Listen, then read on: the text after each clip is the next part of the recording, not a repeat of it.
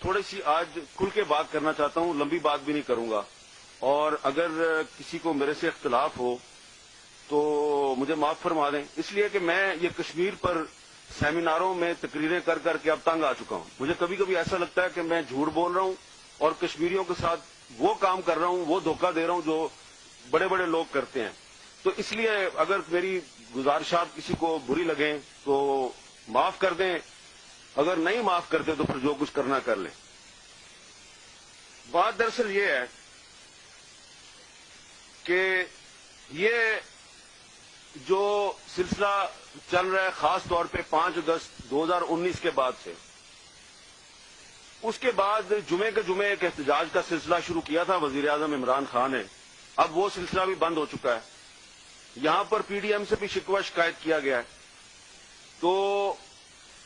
اگر یہاں پہ وزیر اعظم آزاد کشمیر راجہ فاروق حیدر صاحب موجود ہوتے تو میں زیادہ کھل کر بات کرتا، لیکن اب وہ کیونکہ موجود نہیں ہے تو وہ ایک بہت اعلیٰ سطحی اجلاس تھا جو 5 اگست 2019 سے 3 دن پہلے منعقد ہوا اسلام آباد میں۔ اس اجلاس میں راجہ فاروق حیدر صاحب کو یہ بتا دیا گیا تھا کہ اگلے 2-3 دن میں مقبوضہ جموں کشمیر میں کیا ہونے والا ہے۔ اس میں 370 کی بھی بات ہوئی، اس میں 35A کی بھی بات ہوئی، لیکن راجہ صاحب نے جو بتایا، جو کہا کہ جناب اس کو کاؤنٹر اس طریقے سے کرنا چاہیے، تو ان کی بات نہیں مانی گئی۔ تو میری اب گزارش ہے راجہ فاروق حیدر صاحب سے کہ ویسے بھی آپ کی حکومت کی مدت پوری ہونے والی ہے، تو تھوڑی ہمت کریں، آپ اصلی کشمیری بنے، ذرا قوم کو بتا دیں کہ اس اجلاس میں کون کون موجود تھا، آپ کو کس نے کیا بتایا اور آپ نے کیا جواب دیا، تاکہ پتہ چلے کہ یہ کوئی اچانک نہیں ہوا سب کچھ، یہ پہلے سے ہمیں پتا تھا، ہمارے ارباب اختیار کو پہلے سے پتا تھا کہ مقبوضہ جموں کشمیر میں بھارت کے عزائم کیا ہے، وہاں پہ 370 بھی سسپینڈ ہونے والا ہے، وہاں پہ 35A بھی ختم ہونے والا ہے، اور ان کا منصوبہ کیا ہے۔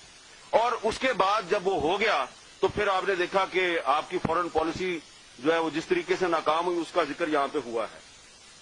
اب آ جائیں پی ڈی ایم پہ۔ پی ڈی ایم نے 20 ستمبر 2020 کو ایک اے پی سی کے بعد ایک اعلامیہ جاری کیا۔ اس اعلامیے میں انہوں نے کشمیر کے ساتھ اظہار یکجہتی تو کیا، لیکن ساتھ ہی ساتھ انہوں نے ایک اور جو کلاس تھی اس میں گلگت بلتستان کے حوالے سے جس طریقے سے انہوں نے بات کی، تو ایسے لگ رہا تھا کہ یہ بھی ایک ڈکٹیٹڈ قسم کا وعدہ جو ہے وہ شامل کر رہے ہیں، کیونکہ آپ کے آئین کا جو آرٹیکل 257 ہے وہ یونائیٹڈ نیشنز کی ریزولوشن کی بات کرتا ہے کہ یونائیٹڈ نیشن کی ریزولوشن کی روشنی میں مسئلہ کشمیر حل ہونا چاہیے۔ تو ایک طرف تو ہماری حکومت جو ہے وہ مشرف دور سے آؤٹ آف باکس سولوشن تلاش کر رہی ہے، انہوں نے بھی اس کی خلاف ورزی کی۔ دوسری طرف جو پی ڈی ایم کی 2 جماعتوں نے جس طریقے سے الیکشن مہم چلائی گلگت بلتستان کے انتخابات میں کہ ہم گلگت بلتستان کو صوبہ بنائیں گے جی پاکستان کا، آپ بالکل گلگت بلتستان کے آئینی حقوق کی بات کریں، آپ ان کے رائٹس ان کو ضرور دیں، لیکن جس طریقے سے آپ نے وہ کمپین چلائی تو یو این ریزولوشن کی جو دھجیاں بکھیر دی آپ نے بھی، حکومت نے بھی اس کی پرواہ نہیں کی، حکومت بھی وہی کام کر رہی ہے۔ وزیر اعظم صاحب جا کے وہاں پہ اعلان کر رہے ہیں کہ میں اس کو صوبہ بناؤں گا، اور اپوزیشن کی 2 پارٹیاں بھی یہی اعلان وہاں پہ کر رہی ہیں۔ تو اس لحاظ سے دیکھا جائے تو حکومت اور اپوزیشن کی 2 بڑی پارٹیوں نے جو یو این ریزولوشن کے ساتھ جو کر دیا ہے وہ وہی کیا ہے جو دشمنوں نے کیا ہے، اور اس پر میں ان کے ساتھ ڈبیٹ کے لیے تیار ہوں۔ اور دونوں نے ایک بیرونی ایجنڈا جو ہے اس کے تحت جو پریشر تھا ان پر، اس پریشر کے تحت انہوں نے سرنڈر کیا۔ اور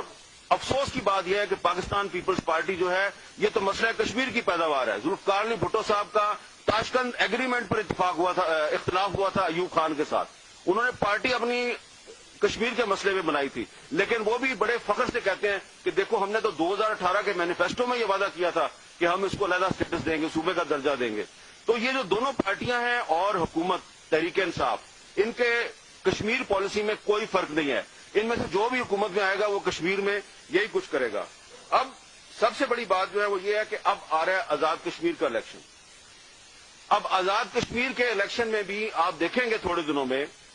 کہ ایک طرف تو آپ کو وہاں پہ ایک ہارس ریڈنگ شروع ہونے والی ہے، وہ آپ کو نظر آئے گا، ایک اور تماشا بنے گا کشمیریوں کا، اور پھر کشمیر، آزاد کشمیر کو بھی پاکستان کا صوبہ بنانے کی کوشش اسی الیکشن کے ذریعے شروع ہوگی. اور جب آپ آزاد کشمیر کے بارے میں بھی یہ بات کریں گے تو پھر آپ مجھے بتائیں کہ UN ریزولوشن کدھر جائے گی. ہم سارے یہاں پہ جو اکٹھے ہوئے ہیں، ہم سب کا اتفاق ہے کہ مسئلہ کشمیر اقوام متحدہ کی قراردادوں کی روشنی میں حل ہونا چاہیے. جب آپ جا کے گلگت بلتستان میں یہ وعدہ کرتے ہیں کہ ہم نے اس کو صوبہ بنانا ہے پاکستان کا، اور اب آپ وہاں پہ کام شروع کر دیا آپ نے کہ صوبہ بنانا ہے ہم نے آزاد کشمیر کو پاکستان کا، تو بات تو ختم ہوگی نا. تو آرٹیکل 257 آئین پاکستان، اس کی آپ سب خلاف ورزی کر رہے ہیں. یہ تمام جو بڑے بڑے ہمارے لیڈر ہیں، ارباب اختیار ہیں، جو بڑے فخر سے کہتے ہیں کہ ہم صوبہ بنائیں گے گلگت بلتستان کو، اور اب آزاد کشمیر میں بھی یہ بات شروع ہو گئی ہے. اسی لیے اسپیکر آزاد کشمیر اسمبلی شاہ غلام قادر صاحب جو ہیں، انہوں نے پچھلے دنوں مظفر آباد میں اس کی مذمت کی ہے کہ اگر میری بھی پارٹی نے یہ کام شروع کیا تو میں اس کا ساتھ نہیں دوں گا. اور اب ایک اور بات پھڈا سارا یہ ہے کہ ایک نیشنل کنسنسس کی ضرورت ہے. ایک تو میں نے آپ کو بتا دیا کہ آزاد کشمیر کو صوبہ بنائے، ایک تو اس پہ کنسنسس کروانا ہے. جیسا کہ پہلے ایک میس میں سب کو بلا کے تو گلگت بلتستان پہ بھی کنسنسس ہو گیا تھا، بجائے کہ پارلیمنٹ میں کنسنسس کریں آپ کسی کے میس میں جا کے کنسنسس کر لیتے ہیں. اور اب ایک اور کنسنسس جس کی ضرورت ہے وہ یہ ہے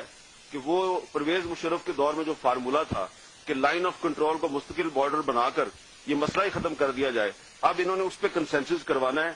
اس پر پی ڈی ایم کی ایک بہت ہی اہم جماعت کے جو بیک ڈور چینل سے مذاکرات ہیں وہ فی الحال تک ناکام ہے. اس جماعت نے وہ ماننے سے انکار کیا ہے، اسی لیے بڑا شدید ہو گیا. لیکن اگر 5 فروری کو جیسا کہ نیر بخاری صاحب نے کہا ہے کہ جناب ہم جلسہ کریں گے، تو جلسے میں ذرا بتا دینا وہ ایسے وہ نیر بخاری صاحب کی پارٹی نہیں ہے، ان سے بڑی پارٹی ہے. اگر آپ واقعی کشمیر کے ساتھ اس کے کاز کے ساتھ مخلص ہیں تو 5 فروری کے جلسے میں بتائیں کہ کس نے آپ کو یہ کہا ہے کہ یہ LOC کو مستقل بارڈر بنانے پہ